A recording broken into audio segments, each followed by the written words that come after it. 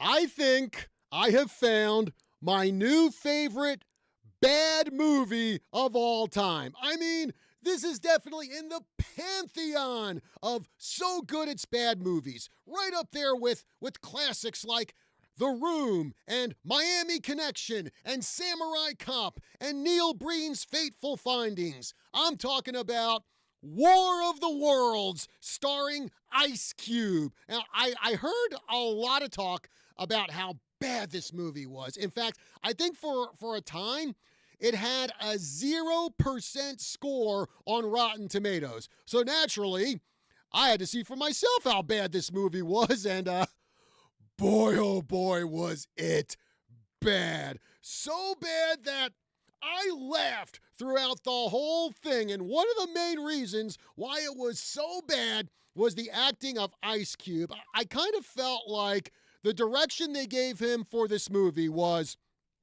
okay, Ice, you're an NSA security expert, and the world is facing Armageddon from an alien invasion right before your eyes. Your son and daughter are in mortal danger, and you're estranged from them. This is very serious. So, use the same acting style that you had when you did Friday. So even in those scenes that were supposed to be filled with drama and tension, like when his daughter was injured during the alien attack or when his son supposedly got blown up by aliens, I just could not take it seriously. And I was busting a gut laughing at this. Now, as an example, in the scene where Ice Cube thinks his son is dead, he jumps up out of his chair and he shouts, "No! No!" And his line delivery, it kind of reminded me of, well, me, when I'm watching a Philadelphia Eagles game and the Eagles throw an interception. And because this movie wasn't ridiculous enough, spoilers here, I mean, for anyone who actually cares, the world is literally saved by an Amazon delivery drone. And where is this movie streaming? Amazon Prime. You know, forget about product placement. This was the self-insert to end all self-inserts. This movie was just so enjoyably bad. And I'm going to say it. This movie is our era's version of Plan 9 from outer space. Now, you're probably wondering, well, why am I talking about a bad sci-fi movie on a sports show? Well, because it got me thinking, what are some of the worst sports movies ever made? Now, it seems like rarely, if ever, we talk about bad sports movies. We're always talking about which ones are the best, which ones are our favorite, like Field of Dreams, Bull Durham, Major League, Remember the Titans, Friday Night Lights, Happy Gilmore, Slapshot, Miracle, Hoosiers, Coach Carter. But which sports movies just plain suck? Now, for me, there are two that come to mind. One is Rookie of the Year, the movie where you got that 10, 11-year-old kid, he breaks his arm and the bones fuse in such a way that he can throw 105-mile-per-hour fastballs, and he gets signed by the Chicago Cubs. I just thought the acting in that movie was over the top. And you're probably saying, John, it's a movie about a 10-year-old kid who becomes a major league player. Of course it's going to be over the top. No. I'm talking this was way over the top to the point where it's just annoying.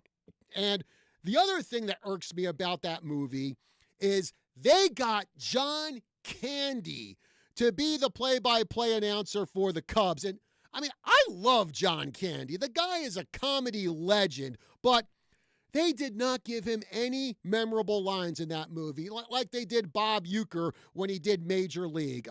In fact, John Candy's cameo in Home Alone is more memorable than anything he did in Rookie of the Year. Talk about a waste of talent, man. Then, the other sports movie that I think flat out sucks is Mighty Ducks 3. And the one thing that really killed that movie for me was Emilio Estevez, who, of course, was the star in the first two movies. Well, he's only in the third movie for like 5 minutes. And the new coach they have for the team was an unbearable jerkwad. Always angry, zero respect for his players, zero positive enforcement. Basically, the guy was the central casting version for a bad boss. And since this was put out by Disney, they had to do the Disney family movie thing of showing this coach had a daughter who was in a wheelchair. And that was supposed to make us automatically like the coach. No. Like, you can have a daughter who's in a wheelchair and you can still be a jerkwad. Also, how many times in one franchise can you use the same formula of it's the plucky underdogs versus the super duper elite team? Will the plucky underdogs win? Why, they do win! What a surprise! Okay, you know what would have made Mighty Ducks 3 a far, far better movie? Okay, picture this. The kids on the Mighty Ducks are in their senior year of high school, and now they're the super duper elite team, and they're facing a team of plucky underdogs. And the Ducks, they get all arrogant, and they constantly berate and belittle the plucky underdogs. Then some of the players wake up and they realize that, guys, all those years ago, we didn't like it when other teams were treating us like crud. Now, we're doing it to them. We've basically become what we hate. And after a hellacious battle on the ice, the Mighty Ducks don't win the big game. What they do is they show respect to the plucky underdogs, and they do a passing of the torch. Now, that would have been a brilliant third movie. Now, some of you might be saying, wow, John, that actually does sound like a good idea. Maybe Hollywood should hire you as a script writer. Well, I can tell you this, that'll never happen because I have two qualities that modern Hollywood hates. One, I have talent. Two, I have an IQ greater than that of a squirrel on meth.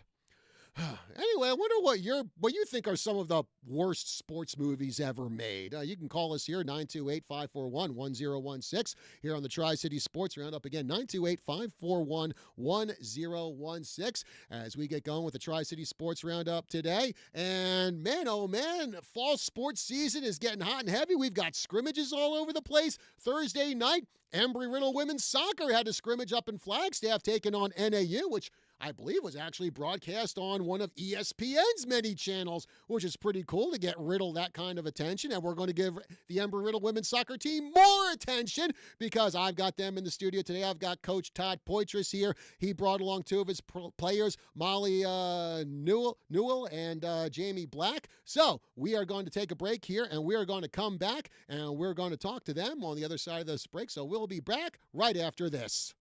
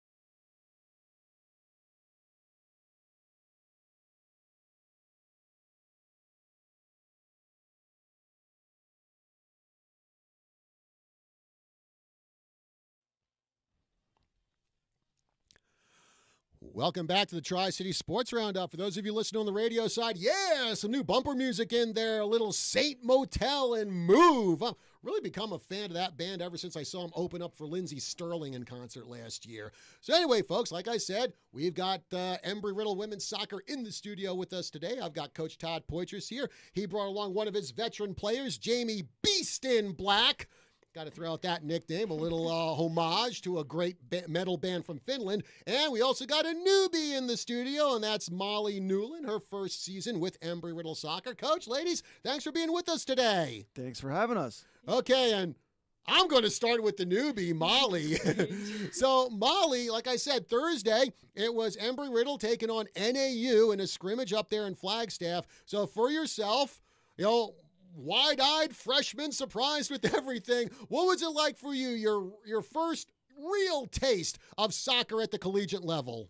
It was definitely very nerve-wracking, but all the older players were very good about calming our nerves and just saying, play your game, do what you do.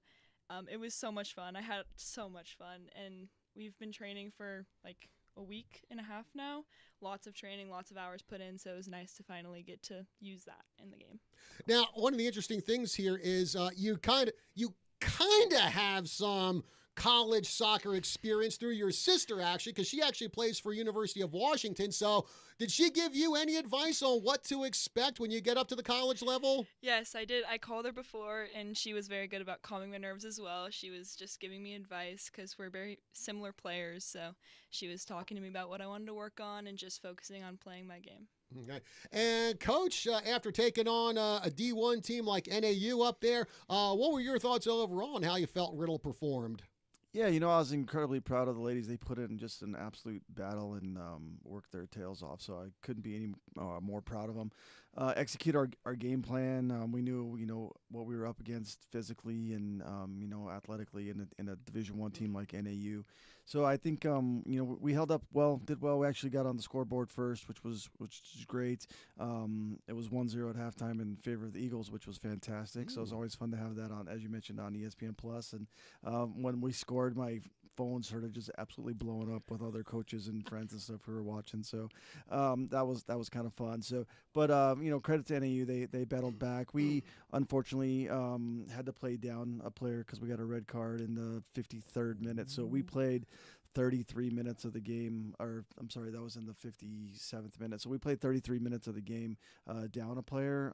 So the red card led to a penalty kick. That's how they got their second goal. And then to only give up one was absolutely fantastic. So just really, really proud of the effort. We gave them a heck of a battle, and I know they left with a little more respect for us, and I think we left obviously respecting them, but also being really proud of where we're at. As Molly mentioned, we're right at about 2 weeks today from when we started off. So with a lot of new faces on the team, I couldn't be any more pleased where we're at the moment.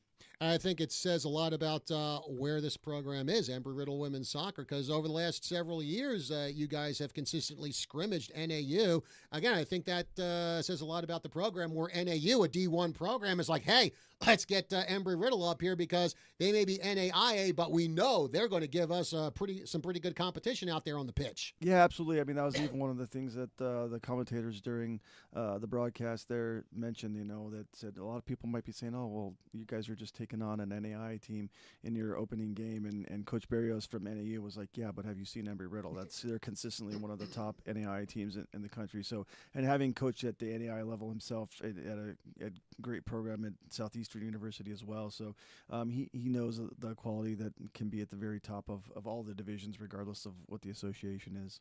And Jamie, as well, now one of the grizzled veterans here on the team. Just your thoughts on how much it means to you guys to take on a D1 program and what the team gets out of that kind of competition. Yeah, it's definitely great going against some big, strong players. I think we talked about in the beginning of the game, like, this is probably going to be the most athletic team we're going to see. And to start out, we were up at halftime. It was really encouraging for us, and I feel like we all really trusted each other in that game, and it was awesome to see us just perform and put in a shift in. Okay. And of course, the one goal from Ember Riddle that came from Jamie, not you, Jamie, the other Jamie, Jamie Brandon.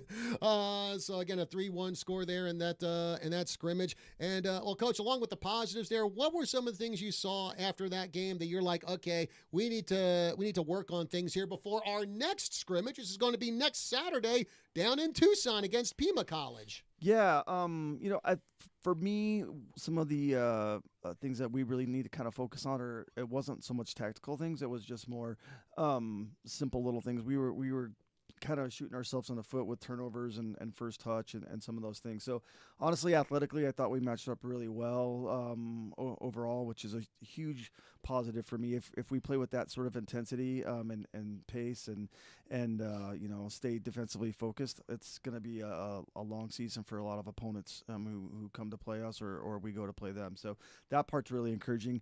I think the things that we need to focus on tactically, I'm super happy with where we're at. That's only going to continue to grow and develop. We can work on, as I mentioned, the super small things. Our first touch, not giving the ball away. Checking our shoulder before we receive a ball, and making sure we get our head up and playing the simple pass and not kind of hitting the panic mode, which was a result of some of their athleticism and pace. I think that's going to be something that's going to be very easy to fix for us, and we'll be definitely headed in the right direction. Yeah. And Jamie, Coach Poitras said that there are quite a few new players on the teams, like Molly here. So as a senior, what are some of the things that you, the other seniors, do to try to bring along the freshmen and just kind of get them adjusted to the collegiate level and just working together as a team? Yeah, we tried to meet a little bit before our preseason started just to get to know each other and learn each other's tendencies. But to be honest, they all came in really confident and they're just great players. We haven't had to do a whole lot. They really stepped up to their position, so it's been awesome to be working with them.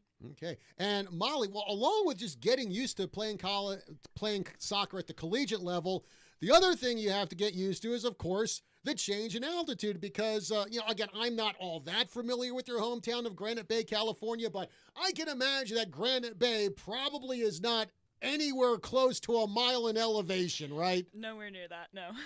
Are you kind of right at sea level or? I think we're 500 feet above sea level, but don't quote me on that. All right, you know what? That's close enough to sea level. So what were your first 2 days here in Prescott like playing at a mile above sea level? Like Jamie said, we came a little early and kind of got together and practiced a bit, which was really nice to have that before we got into official practices. But it definitely was an adjustment. My breath was definitely a lot harder, and my legs were getting super tired quickly. But I was able to adjust within a week, and then now I'm doing better. But going up to Flagstaff was definitely an adjustment again, so that was not fun.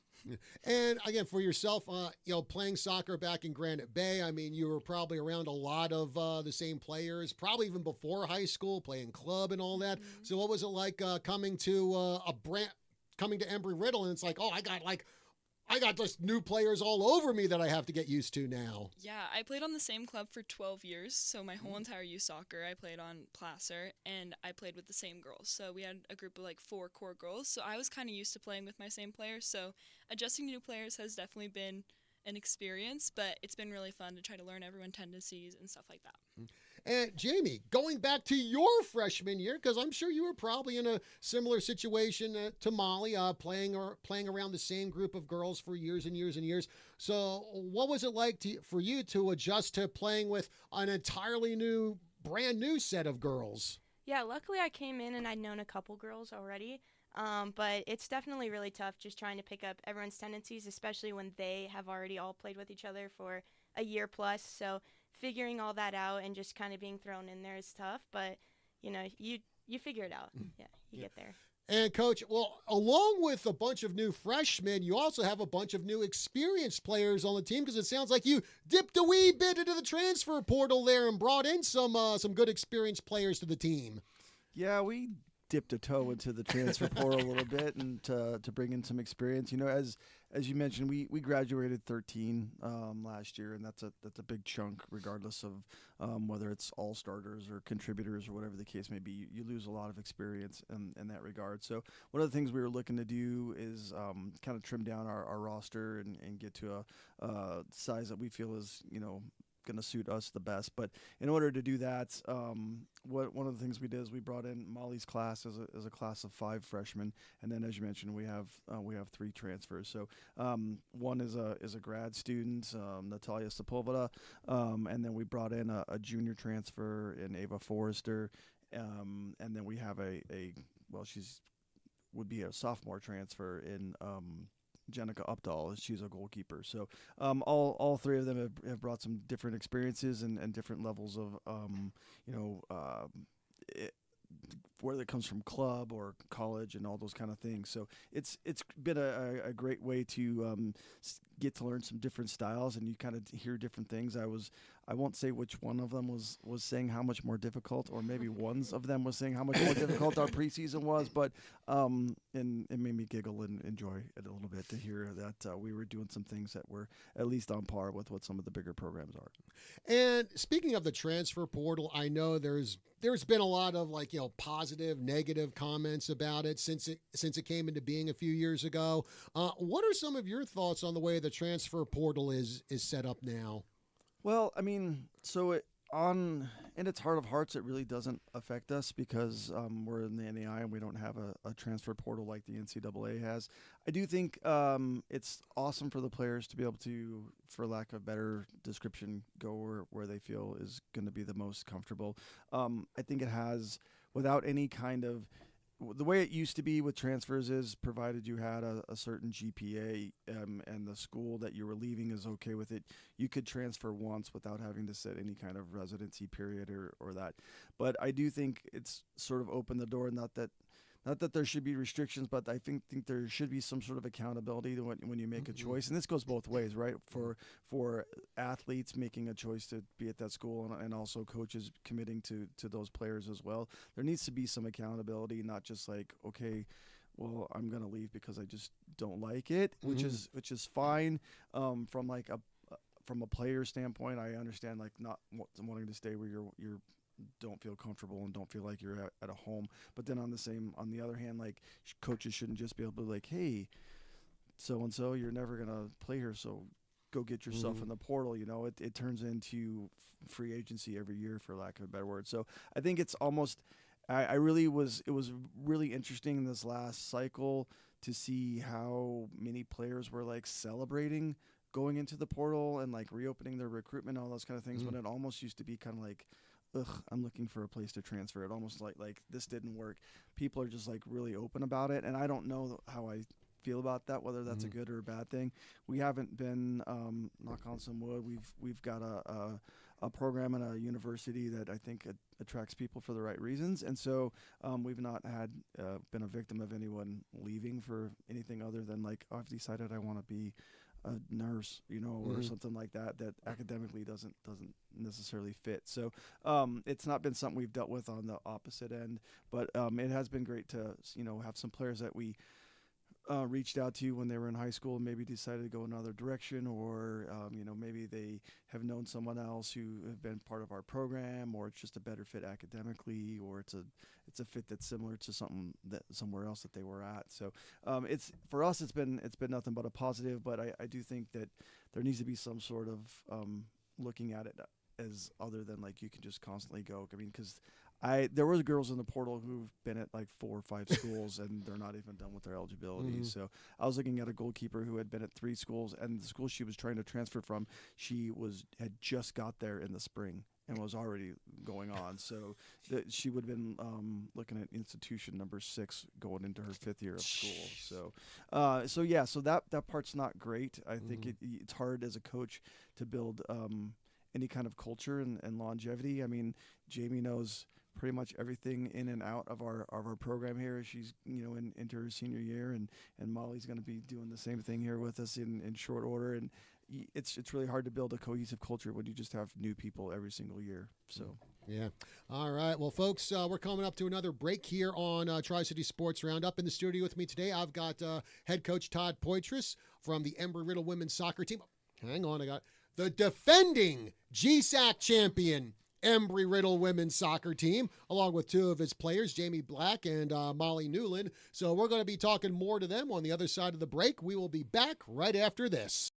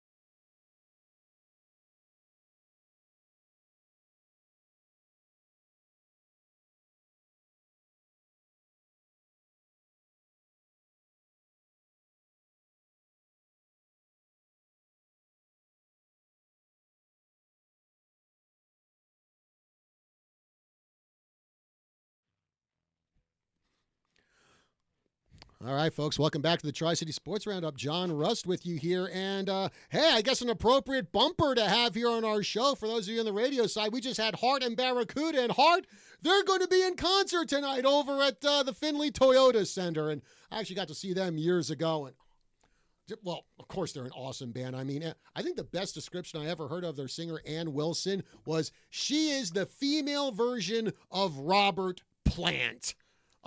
I would definitely agree with that. Also, folks, before we get back to our guests here from the Embry-Riddle soccer team, we actually had our first couple of games that counted for the fall sports season in 2025. Embry-Riddle volleyball, they opened up the season yesterday over at the Our Lady of the Lakes tournament Our Lady of the Lake tournament in San Antonio, Texas. Embry-Riddle, they won their first game of the season. They beat Texas Wesleyan 3-1.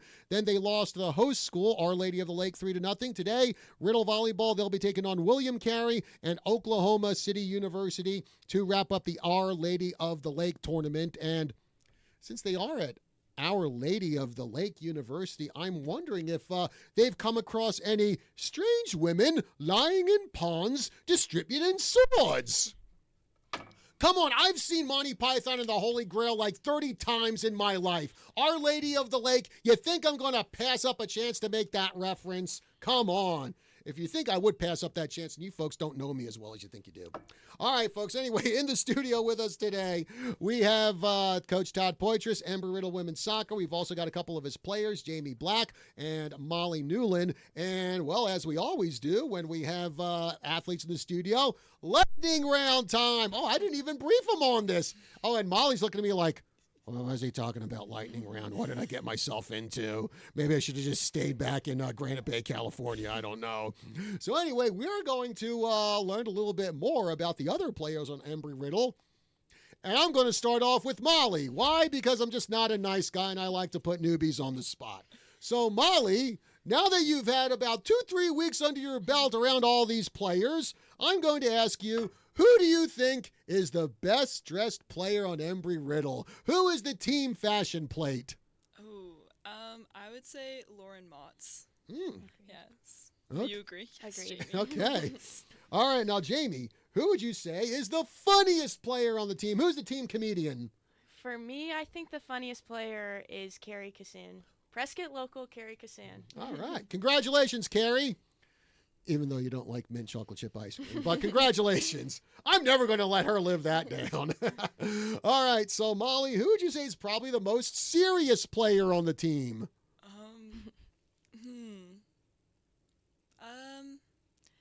Got to think on that one. Yeah, I don't know. Maybe Ella Carnahan. She's Maybe. pretty locked in when it comes to like practices and games. That's a Okay. good one. All right, now, Jamie, who would you say is probably the most talkative player on the team? Aubrey Dupre, 100%. Oh, Easily. don't even have to think about that. All right, now, Molly, who would you say is probably the quietest player on the team? Oh, I would say Peyton's pretty quiet. Mm-hmm. Peyton or Sachi, I think. Yes. Sam. Sammy. Oh. how could we Ooh. forget? So those are maybe two players I should avoid for interviews, like unless I want to get maybe like a 2 or 3 word answer or something. Yeah, I hope you choose Sam at some point this season. Please do. I'd watch that. That'd be so funny. How did the game go? Good. Yep. Yeah. Okay, now Jamie, who would you say can eat the most in one sitting on Embry-Riddle? Oh boy. Man. That's a you just long keep list, John. lofting me That's up a here. long list. Go ahead, say it. Say Well, it. there's two. Say it. I'm going to say Carrie Cassoon again, but I think Jamie Brandon is another sleeper pick. Mhm. Ooh. So what, we got kind of a tie here, I guess? I think so. It'd be a close battle, that's for sure. All right. All right. Well, let's get back here and talk a little bit more about these two players here. Now, Jamie, along with soccer, and of course, being a great soccer player, you've had a great career so far at Embry-Riddle, a 3-time All-Conference selection, a 2-time NAIA All-Scholar athlete, and of course, last year, a United Soccer Coaches Academic All-American pick. I mean, just tell us what it's like, being a really good soccer player and trying to balance your time on the pitch to making sure you have the outstanding grades to get you these kind of academic awards. Honestly, with this team, it's pretty easy. Everybody's really locked in their homework on the bus rides and the hotels, so it makes it nice when it's not just me doing my homework and, when other people would maybe be having fun in a hotel or something like that. Playing But Farmville or playing whatever. Heyday or something. But yeah, it's nice with the team because there's definitely a whole lot of people that are super invested in their schooling. Okay. Well, speaking of your schooling, you are a mechanical engineering major at Embry-Riddle. How did you come to decide on that major? Well, I really liked math. I didn't really know what I wanted to do. But then just after doing some research, I found out about Embry-Riddle and how great their engineering program was. I thought I'd give it a shot. And, I mean, it's just worked out perfectly for me. It's exactly what I think I was supposed to do. Now, as a mechanical engineering major, that got you an internship with Raytheon over the summer, and you did some really interesting stuff there with drones. And, of course, this year especially, drones have been in the news big time because of how we've seen them in action with the Israel-Iran war, with the Russia-Ukraine war. In fact, there was one incident where the Ukrainians actually loaded up a bunch of drones in trucks, launched them, and they knocked out 30% of Russia's strategic bomber force. And you were involved with a drone project for Raytheon called the Coyote drone. And I guess explain as much as you can about that drone. I don't know how much is public knowledge, and I don't know how much is top secret with that program. Yeah, so I was involved with the Block 2B variant. So we have a kinetic warhead, so it's kind of a drone, kind of a missile. And so it gets launched off a rocket motor, and then it flies. It has jet propulsion. And then it just kind of goes and rams into something, blows up. And yeah, that's its mission. So I think you said this is also like used a lot in like anti-drone defense, which I'm sure is a huge program now with Department of Defense and all their defense contractors, right? Mm-hmm. Yeah, huge. All right. And of course, another thing you do on Riddle is you are a campus academic mentor. So tell us about that. Yeah, we're going to get that started up in about a week. And it's basically just a class that some of the students teach for incoming freshmen, and it's just about some on-campus resources, helps you meet a couple people that are in your major, and it's just kind of supposed to relieve some of the stress, just give an outlet for freshmen to ask questions to and stuff like that. Okay. Speaking of freshmen, let's go back to Molly over here. And Molly, of course, you had a great career for Granite Bay High School. I believe you were all-conference, all-league player. So what made you decide that Riddle was the place you wanted to go? That's a really good question. I really wanted a good balance of academics and athletics. So like Jamie said, when I did my research, I saw that this was a good school for engineering, and I was very interested in that. So I really liked that. And then, of course, Coach Todd was amazing throughout the recruiting process, and I loved the atmosphere and the culture of the girls and the soccer. Yeah. And you are an aerospace engineering major. And I guess we were talking before the show went on. I guess you're not really 100% sure what you want to do with that major. No, like Jamie. I mean, Jamie figured it out, so I have hope I'll figure it out too. But I like math, and I liked engineering when I explored it in high school, so we'll see where that goes. Yeah, again, you've only been on campus for like 2 or 3 weeks. You haven't even taken any classes yet. So, yeah, I think you've got plenty of time to figure out what you can do with aerospace engineering. Mm-hmm. And, well, now going back to soccer, and soccer has actually been a big part of your family's life. I mentioned your sister is a current player up at University of Washington, but also your mother was a soccer player for UC Davis. Your father played soccer for Santa Rose Junior College. Mm-hmm. So I guess with all that going on in the family, I guess no surprise you wound up playing soccer, huh? Yeah, for sure. Soccer's been part of my life since I was born, but also my parents were always really good about it's just about growing, it's about having fun, it's about being the best athlete you can be, but they was never forced to go to college or play, just do what I wanted to do and have fun. And along with soccer, you also played tennis when you were at Granite Bay High School. So how did you fall into that? Yeah, so my mom was a big tennis player, and I just learned that Jamie also played tennis in high school. So I'm shocked. I want to get out on the tennis court with Jamie now. Yeah, Jamie, like she said, you went to Canyon Del Oro High School in Tucson, and along with having a great soccer career there, you were also on the tennis team. In fact, I believe you were the team's player of the year in 2021. So how did you get involved in playing tennis? Yeah, my mom played tennis in college, and so she always raised us to. Her thing was like, if anybody ever needs a doubles partner, you have to be ready to go. So we were told we had to learn it, and then I ended up really liking it. My brother really liked it. Yeah, so just through our mom. So did your brother play high school tennis too? Mm-hmm. Okay.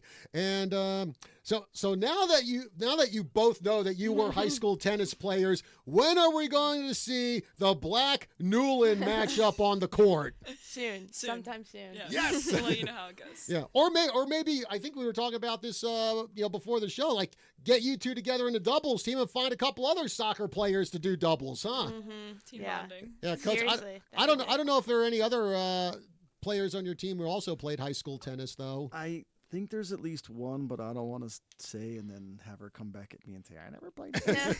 So, but I know that if they can't find any of their teammates to play, that all they got to do is ask any of the men's basketball players who think that they're amazing at every sport, and they'll gladly take them on. probably true. Oh, I'm ready. I think that'd be pretty cool to check out, man. Oh man. So also, Molly, when you were in high school, I mean, talking about Jamie's academic achievements, you were a straight A student when you were at Granite Bay High School. I also saw in your bio you were named the district's Laureate of Scholarly Distinction. Yes. What is that? I don't really know. That was just. It just sounds nice. Yeah, I mean, there were a couple like awards and stuff, but yes, academics has always been a very big focus. Athlete comes before or student comes before athlete. My gosh, and I think it'll be a really good environment with the team to be able to continue that mindset. And another thing, you also, when you were in high school, you helped out with Unified Sports, which, of course, that's, for those athletes with developmental challenges. So how did you decide you wanted to help out there? Yeah, so this is actually a fun story. I met a girl named Brooke in 3rd grade who's been one of my good friends, and she has cerebral palsy, so I was always really involved in Unified Sports, Best Buddies, a bunch of things that worked with students with intellectual and developmental disabilities, and I loved bringing soccer and that part of my life together, because two things I really love doing, and so that was always a big part of my week and volunteering with that stuff, so I really enjoyed doing that stuff. Okay. And Jamie, for yourself, you actually had quite a leadership role when you were down at Canyon del Oro. You were actually the student body vice president. So talk about how you decided to get involved in student government down there. Yeah, I mean, my brother did it, so I did it, and that's the story of my life. But yeah, it was super cool, super fun to just be involved in that type of stuff, planning our dances and stuff like that was right up my alley. It was super fun. And you were also a member of, I didn't even know this was a thing, you were a member of the biology club in high school. Explain to all, well, I imagine it's a club that deals with biology, Yeah. but maybe give us a little more detail on the club. To be honest, I really liked that teacher, and so I was like, sure, I'll do it. I don't really like biology, but I was like, I could learn something. I don't think I learned anything, but it was fun. You just enjoyed being around the teacher. Yeah, she was cool. Oh man! So, Coach, like I said, you have another scrimmage coming up at Pima College next Saturday. Then you begin the season for real during the Labor Day weekend, August 30th. That's a Saturday. You host Oregon Tech, and then actually on Labor Day, September 1st, you've got Rocky Mountain College, both home games. How much you looking forward to that? Yeah, definitely looking forward to that. Both those teams in the Cascade Conference, we've had some great games with them in the past, and Cascade has been one of the stronger conferences, specifically out west here. For the last several years, I've always had some teams make deep runs into the national tournament. So it'll be a great couple of tests for us, and then it's nice to get some home games and to start off the season. That's for sure. And, of course, folks, mark your calendar. October 25th, Embry-Riddle hosts Park University. Park University, that is where one of Prescott's standout soccer players went to, Riley Schroeder. So we're actually going to have a little ex-Badger versus ex-Badger action there. Riley Schroeder for Park and Carrie Cassoon for Riddle. Yeah, definitely. Park has been getting some Yavapai and Prescott kids for several years here now. So it seems like we get to have one of those matchups just about every year now. It's fun. All right. Well, again, we're coming up to the end of the show, so I want to thank Coach Todd Poitras from the Embry-Riddle women's soccer team and two of his players, Jamie Black and Molly Newland, for joining us here on the show. Coach, ladies, thank you very much for joining us. Best of luck in the 2025 season, and of course, you can we'll be following them just like we follow all the other local teams around here, right here on KYCA, so you can keep track of how they're doing. Coach, Jamie, Molly, thank you very much for joining us, and good luck this season. Thank you. Thanks, John. Appreciate you having us. All right. Well, again, folks, that's going to do it for our show here today. Coming up, we've got Healthline with Dr. David Hancock. By the way, I just found out, happy birthday, Doc Hancock. I can't say that to him in person today because actually Doc Hancock is off, so we're going to have a best of show following our show. Then at 10 o'clock, it's Drive Time AZ, so you can call in, get all your automotive questions answered by our panel of experts. Also, over on the team, 1450 a.m. KNOT, today and tomorrow, we've got Major League Baseball, Mariners versus Mets. Today, game at 12:30 p.m., tomorrow at 3 p.m. Also, head on over to Findlay Subaru today from 10 a.m. to 3 p.m. The state runner-up Prescott girls flag football team, they have a fundraiser car wash going on over there. Along with getting your car washed, they're also going to be having baked goods on sale too. Now, that's some incentive to get over there and get your car washed. All right, folks, thank you very much for joining us here on the Tri-City Sports Roundup, and we will be back again next week. Till then, have yourselves a good one.